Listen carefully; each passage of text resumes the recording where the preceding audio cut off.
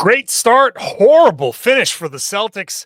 What happened in the second half? It wasn't the threes, it was the drives. I'm going to explain it all right now on the Locked On Celtics podcast. Yup.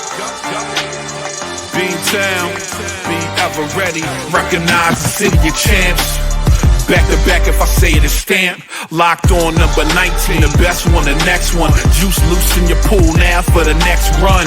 It's the C's, who else could it be? What they gon' say now? Screaming like JT, Karalis, recap the madness. Every game, every practice. Best daily pod, no cap like Brad Beckett. Clutch like Drew to KP, tap in daily. Primetime dapping D White on the sideline. Raining Jays, how it started, raising banners, how we finished. Locked on Celtics pod, home of the winners. Hey there, welcome back to the Locked On Celtics podcast. It's right here on the Locked On Podcast Network, where it's your team every day. And I got you covered every Monday through Friday. Bonus podcasts when they play on weekends. So plenty of bonus podcasts throughout the entire season. Make sure you're subscribed wherever you get your podcast. Watch the show on YouTube. Get into that comment section. I know there's a lot to talk about in this one after the Boston Celtics lose after a god-awful offensive second half. I'll be talking about all of that stuff coming up. First, today's show brought to you by FanDuel. NFL playoffs are better with FanDuel. New customers can bet $5 and get $200 in bonus bets, guaranteed, win or lose. The deals keep getting better at FanDuel.com. Go there to get started.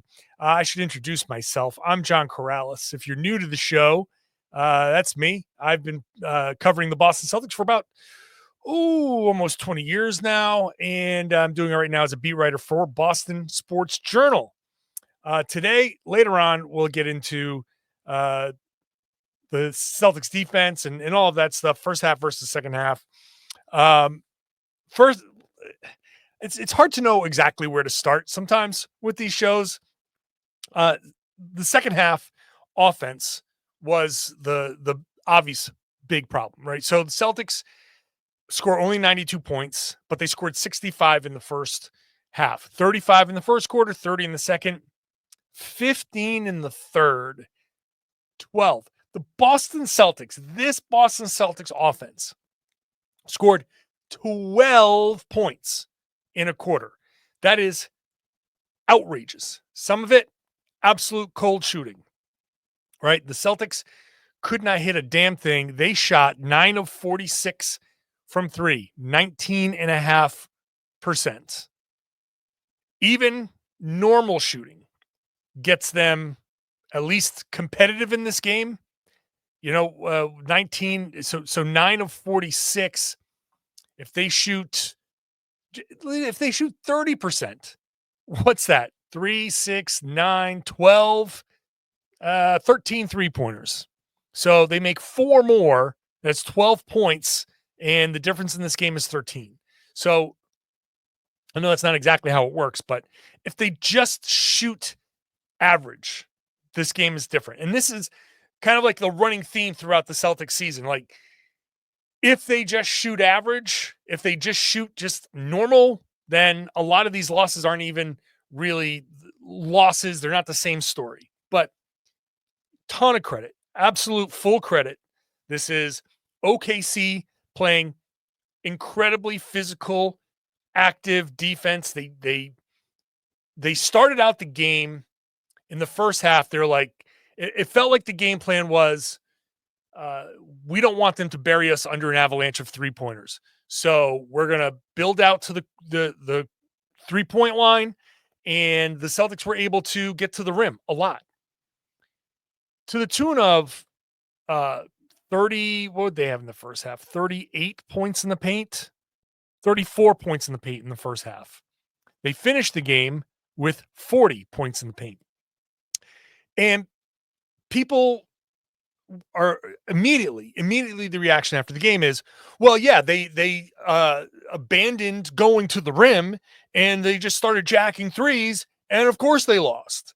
And that is an incorrect assessment of the game.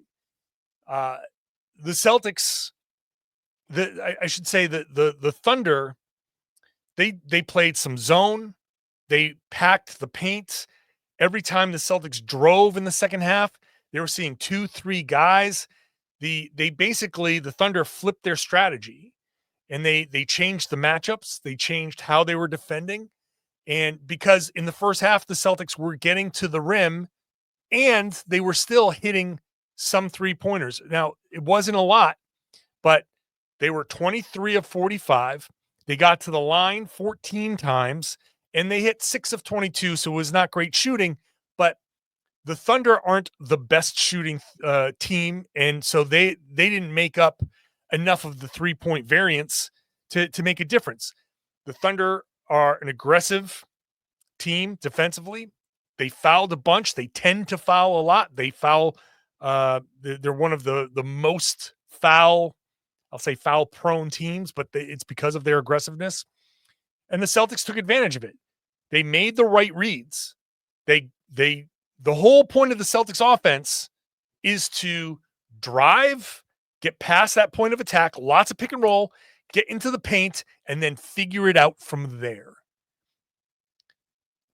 And figuring it out from there often means 3-pointers, because the Celtics do want to take the highest value shots. In a lot of those situations, the highest value shot is a 3-pointer. But I've said this before, I'll continue to say it. The Celtics do not just hunt 3-pointers. When the Celtics hunt any particular shot, things go wrong. And that applies to this game, because they didn't just hunt 3-pointers. I think the 3-pointers that they took were actually fine.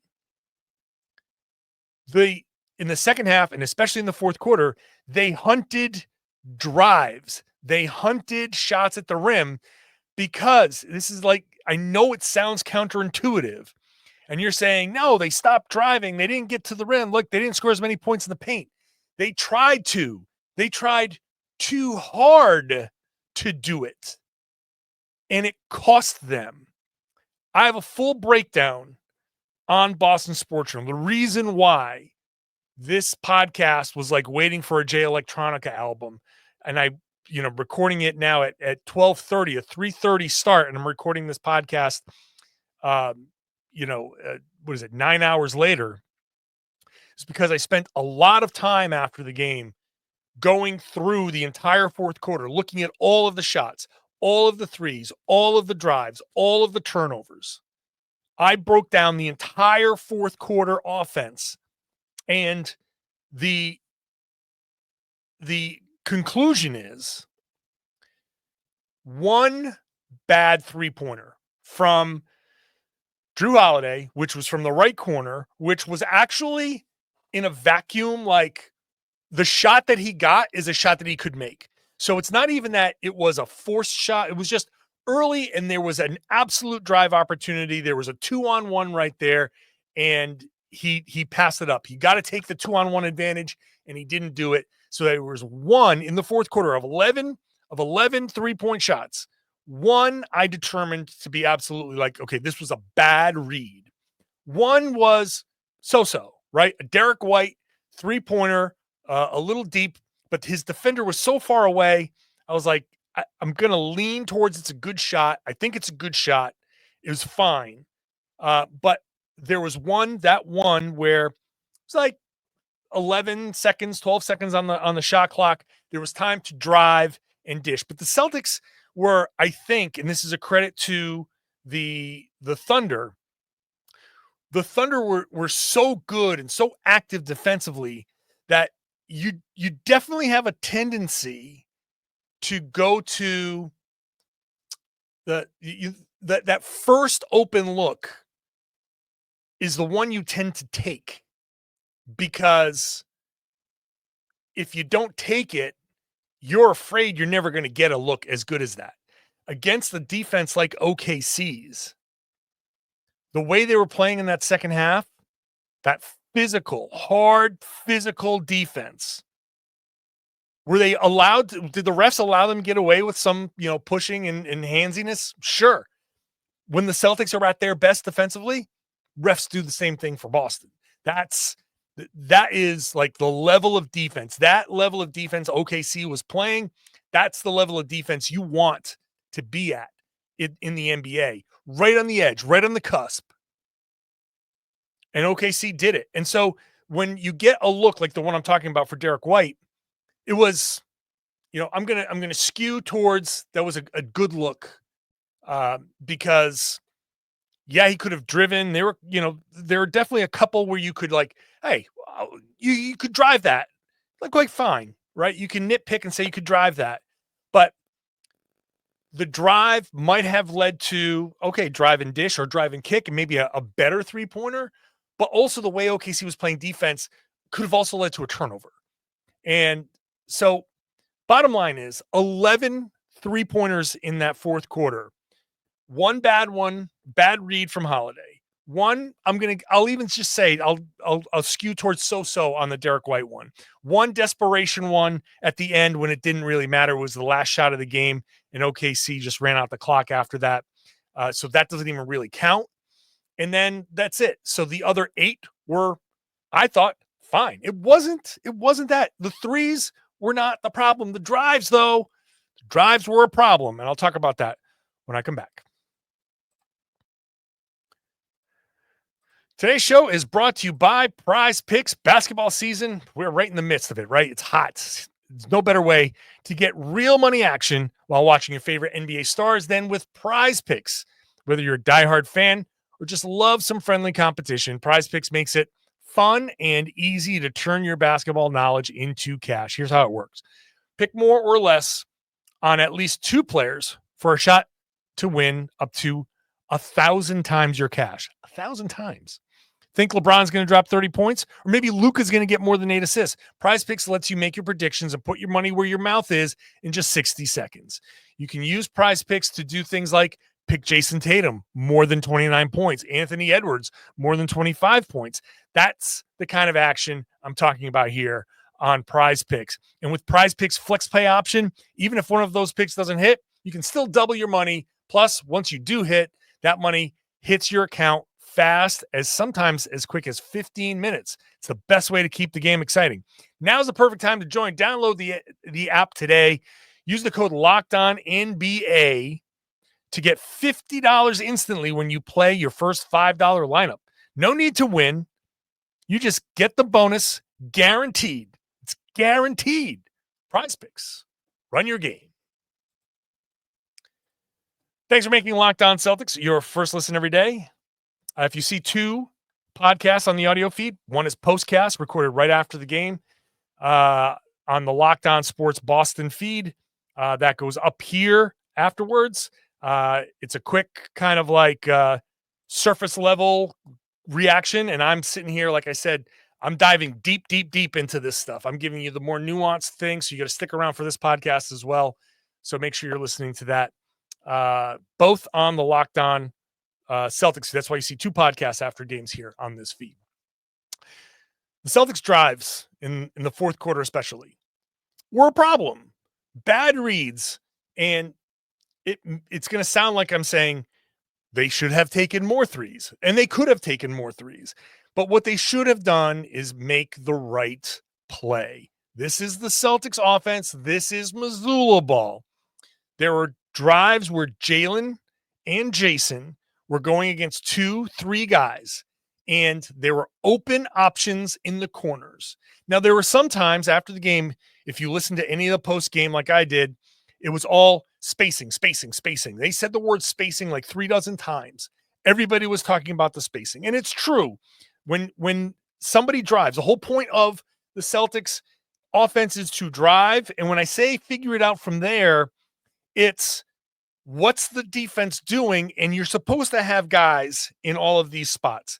In fact, you could put blinders on a Celtic as he drives and only put the defenders in front of him, and he should be able to make a pass to a spot where his teammate is.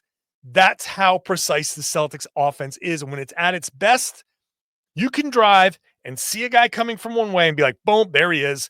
That's my teammate here. I got a teammate here. I got a teammate there.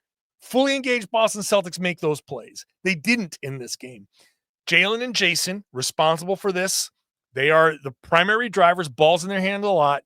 They have to make the right reads, right rim reads. They cannot try to go up against 2 and 3 guys. If you do, you damn well better make it. But if you don't, like that, you're going to cause a problem because those misses turn into opportunities down on the other end. First half was about driving and making the right decision, and those were often at the rim. Second half was driving, and the right decision was to kick it out to the corners more often than not. There were instances where no one was in the corner, and that's a problem. If a Celtic drives and there's no one where you're supposed to be, now you're screwed. And there were times you just end up forcing a shot. Like it happened to Peyton Pritchard, it happened to Jaylen Brown. You have to be able to see your options as you're driving. It's up to the teammates. A lot of times when you see a guy drive and you're like, where did that go? Why did he do that?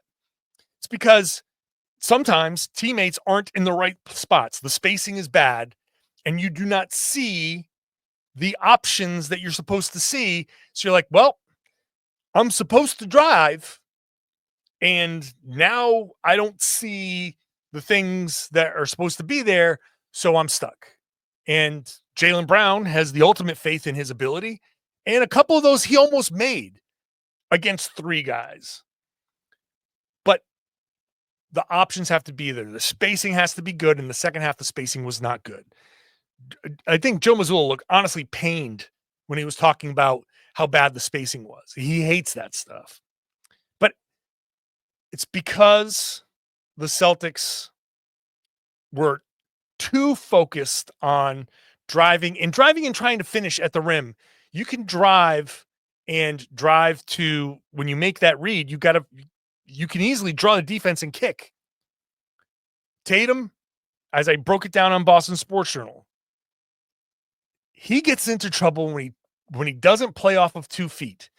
There are a couple of drives late in the fourth quarter where it's that big right left he's trying to I don't want to say finesse his way past. He's trying to sprint past these guys because he's faster and a little quicker and he's longer and he thinks he can just kind of blow by everybody and get to the rim. But there was one where he fell out of bounds on the baseline. Looking at it live, I thought, oh, there was a foul there that they didn't call. But there was no foul there looking back on it. He just was a little out of control and he just fell. Play off of 2 feet. Jump stops and get to the front of the rim, attack the front of the rim, draw the fouls. They will foul you. They are aggressive. But that big gliding style that Tatum tends to fall back on, that caused the problem late in the game, the last 2 or 3 drives that he had. I haven't mentioned fatigue. This was the third game in 4 days. It's an early start. So maybe part of the fourth quarter fade was just a little bit of fatigue. You can definitely chalk it up to that, but you got to make better decisions. And that's why the first half and the second half look different. And that's why the drives were the biggest problem versus the 3-pointers. The Celtics defense, I got to give them credit. I was harping on their defense for, a few shows there. The defense was good enough. Even though a lot of these turnovers turned into points, the defense was good enough. I'll talk about the defense when I come back. Today's show brought to you by FanDuel. From big upsets to game-winning drives, the NFL playoffs are better with FanDuel. Because right now, new customers can bet $5 and get $200 in bonus bets guaranteed. These deals keep getting better from FanDuel. $200 in bonus bets, win or lose on that $5 bet. FanDuel app gives you everything you need for live bets, same game parlays, and so much more. You can visit the website wherever you want. You can download the app. It was interesting to see the Celtics line move when Jaylen Brown was announced that he was gonna play, and the Celtics went from underdogs to favorites. That line moved by 1.5 points.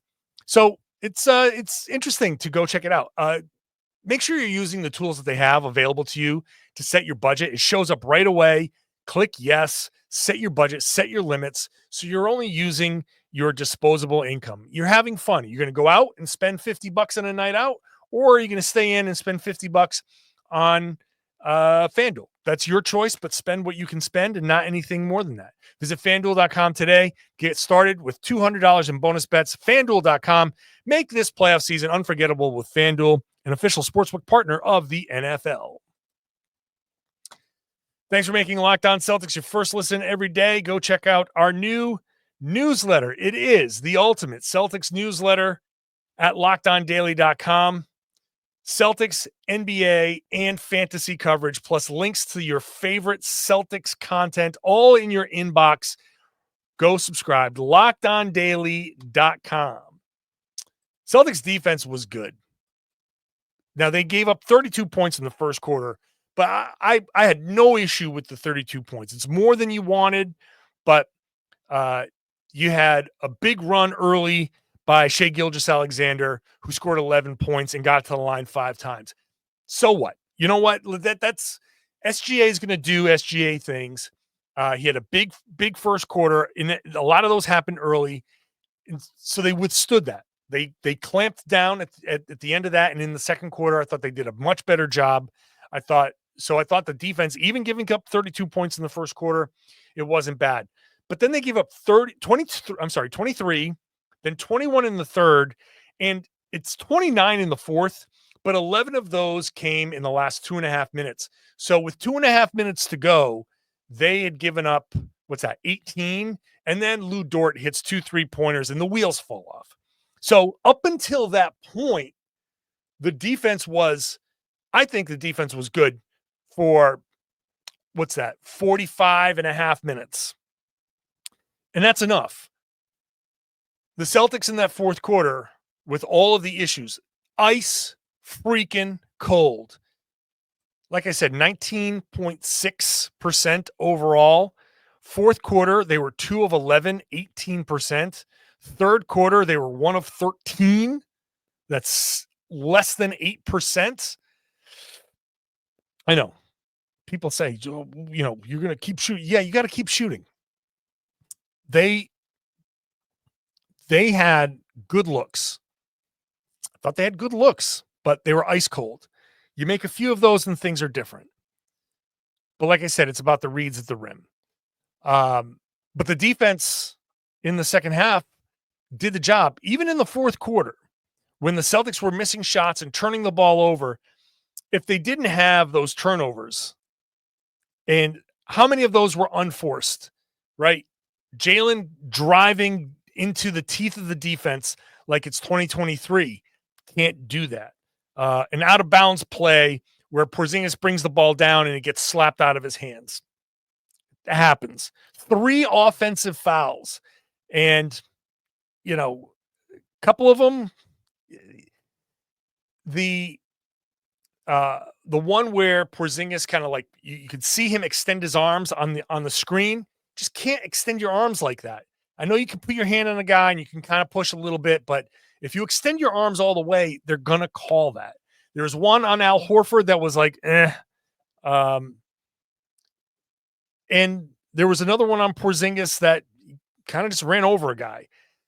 Those are tough, but turnovers. And the Celtics gave up in the fourth quarter, it was 7 turnovers for 13 points versus 7 turnovers for the Thunder, but 3 points, because the Celtics were turning live ball turnovers and the Thunder were just throwing the ball out of bounds and coming back and setting their defense.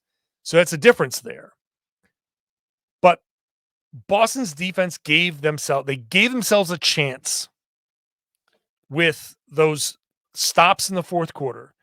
Every time the Celtics made a mistake, the drive that went bad, a 3 that missed, a turnover, aside from the turnovers there that turned into points, every other mistake that they made, they gave themselves chances by forcing a stop on the other end. They kept getting those stops.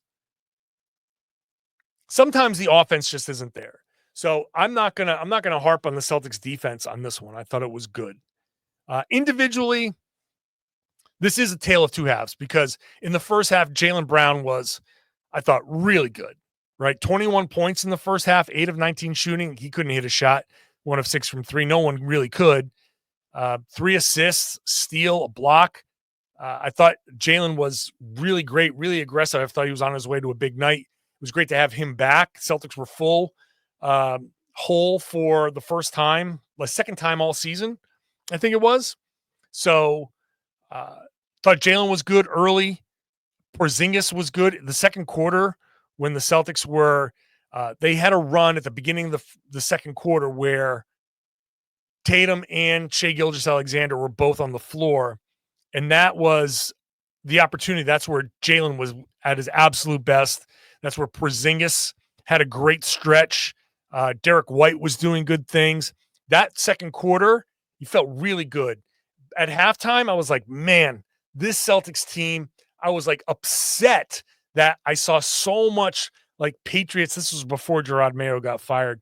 But Patriots, they dropped from the first to the fourth pick. And I'm like, so many people are missing this great basketball game to cry about a draft pick. And it's all the media is talking about. And I was like, man, it's a shame that so many people are so focused on that. And then the second half happened. And everything changed. But I thought the first half was another gorgeous second quarter. They only got 2 points out of Tatum in the second quarter. They didn't need anything else to win it by 7. I thought the Celtics were going to come out in that third quarter. And even at the beginning of the third quarter, I thought they were fine. It was towards the end of the third quarter and in the fourth quarter when OKC ratcheted up the physicality, and super impressive. I mean, I'm massively impressed by what the Thunder were able to do defensively.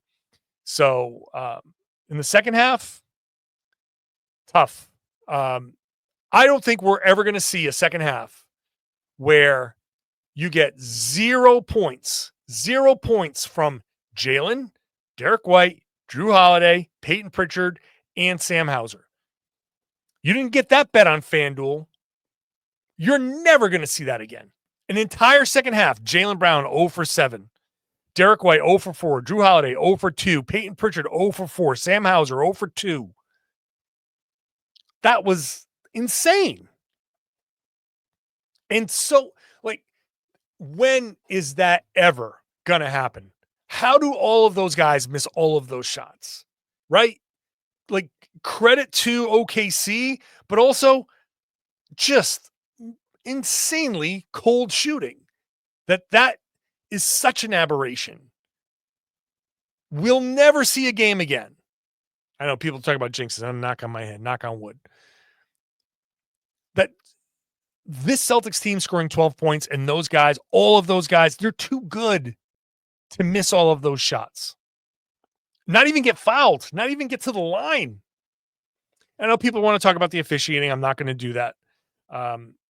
Going back and looking at some of those calls, I was like, actually, that wasn't so bad. I think you're going to find that the games that you watch live, when you watch them and then you're like, oh my God, they didn't call all of these fouls. You go back and look at them, you're like, most of them were actually, I hate to say it, I know you don't like to hear it, but most of them were actually correct. Peyton Pritchard is a rough one for Peyton Pritchard. This is the Celtics needed height, length against OKC. I think that's the formula against OKC, and Pritchard just didn't. They're too big, too physical, too strong. And that was without Caruso, without Holmgren. So they could be even better. So it's impressive. It's an impressive win for OKC. Pritchard, this is there's going to be matchups, as I've said many times, that it's going to be a problem for him. Impressively, those matchups that are problems have shrunk, and that's a testament to him.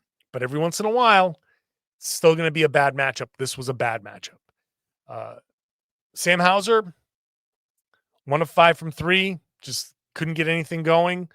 They relied heavily on their starters, and they almost got it done. Honestly, if a couple of shots fall in the right spots, it's a different story. It is just a different story. But hey, congratulations to the Thunder. Great defensive game. What else can you say? So I'm going to stop talking. Whenever I say, what else can you say?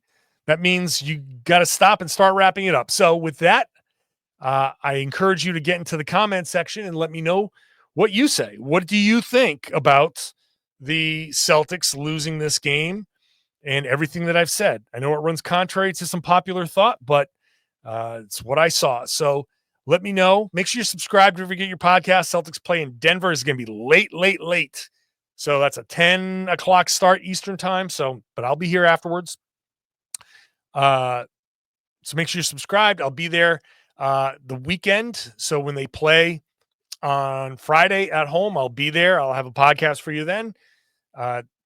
Watch the show on the YouTube page there. And I would love it if you share the podcast. Tell everybody they should be listening to and watching the Locked On Celtics podcast here on the Locked On Podcast Network. It's your team every day.